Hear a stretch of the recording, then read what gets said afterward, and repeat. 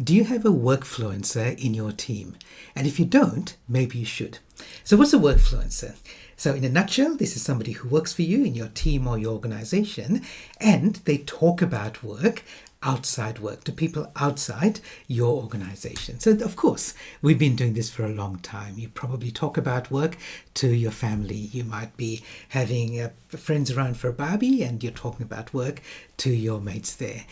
You might be catching up with people who are parents of, like you, parents of your kids' soccer team or hockey team, and you're talking about work. You might be talking to people in your local community or your church community. Generally, many of us talk about work outside work. The idea of a workfluencer, and that term is like the 2025 version of that, and is typically applied to somebody who's typically a younger person, so a Gen Z or maybe a younger Gen Y or millennial, and they work with you in your organization, but they've also got a strong online network of people on social media and other online networks that they communicate with, they engage with, and they influence.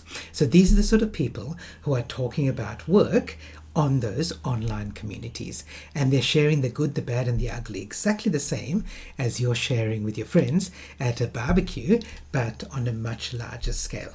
So do you have a workfluencer in your team? And maybe you should, because this is going to be part of the way that people recognize what sort of organization and especially what sort of culture you have in your organization.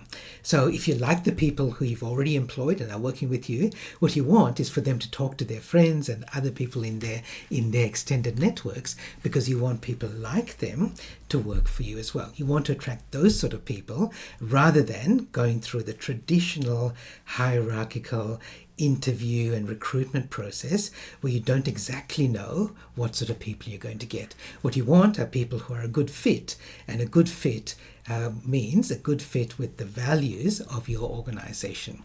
So are you looking for and are you rewarding and nurturing workfluencers in your team? And the reason I'm going for Gen Z is because if you look at the future of work, a big part of that workforce is going to be Gen Zs. So Generation Z and these are people who are roughly in their early to mid-20s.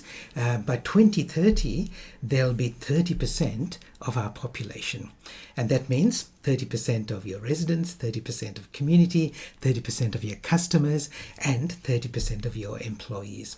Of course, it's going to be different in different industries, but broadly think that 1 in 3 people is going to be, 1 in 3 of your employees is going to be a Gen Z. And of course, they're your future leaders as well. So you want to leverage all the skills and talents that they've got. And part of their skill might be that they're really good at building, nurturing, and influencing an online community.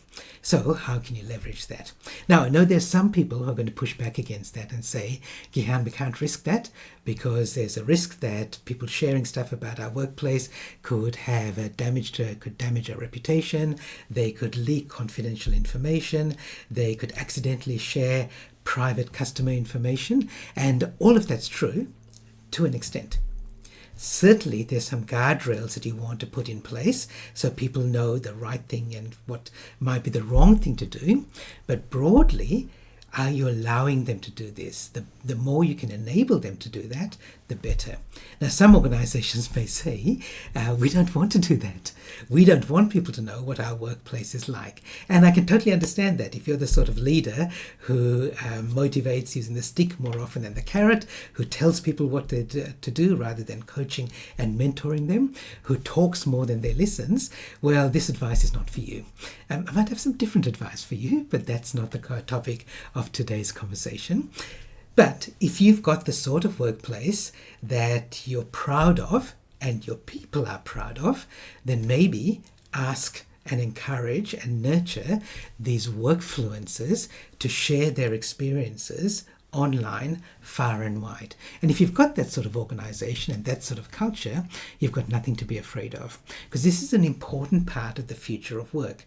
More and more people are coming into organizations because of what they know about the organization before they come into it. And this is not purely based on what you've got online, on your website, in your flashy advertising, even in your recruitment process. It's based on what people in the organization are already saying about you. It's part of what's called the EVP, your employee value proposition. Just like there's a customer value proposition, which is the reason that customers should do business with you, you should have an employee value proposition, which is the reason that people should want to work with you and be part of your team and be part of your culture.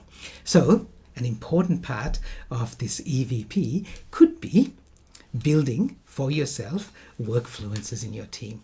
I'm going to run an online presentation soon. It's free, it's public, it's open to everybody about the future of work. And this whole idea of your employee value proposition about attracting the best people is one of the 4 key elements of the future of work. So come along to this presentation. I'll share with you something practical you can do in each of these 4 areas to create the sort of workplace that's going to attract the best people for your work in the future. I'm sure you'll get value from it. Please feel free to share it with other people in your team and network as well. I'll see you in the future.